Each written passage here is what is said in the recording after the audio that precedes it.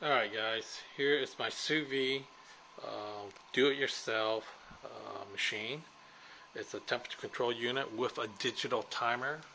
The digital timer is this unit right here. It will control the temperature control unit. You can set the time, how long you want to cook it. When it does the countdown, it will go down to the countdown and it will shut off the switch, which will turn off the temperature controller. So you can actually have this thing set for, as long as you want, days. It goes up. There's on this digital controller, there's no limit on how long you can set it. You can set it for days, weeks, whatever. But it's an independent digital controller, which the temperature doesn't have. The temperature controller, as you can see, that is an STC 1000. You can Google that. It's very precise, very accurate. It's the temperature control all the way down to the 10th degree, which is 27 point whatever that you want to set it at.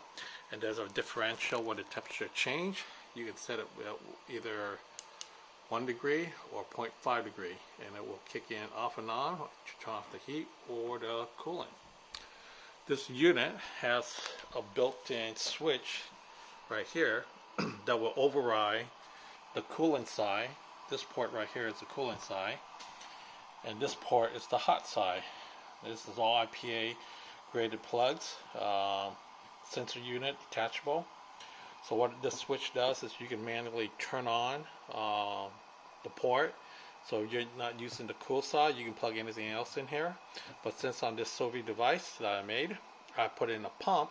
So when I turn this on, switch it on, you can see over here the pump turns on, kicks up.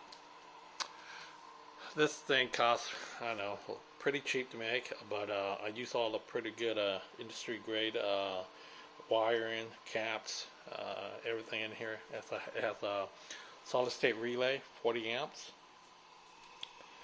So this is pretty much what I did. Why buy one when you can build a better version and it's also be commercial use? Any question, leave me a comment. Thanks.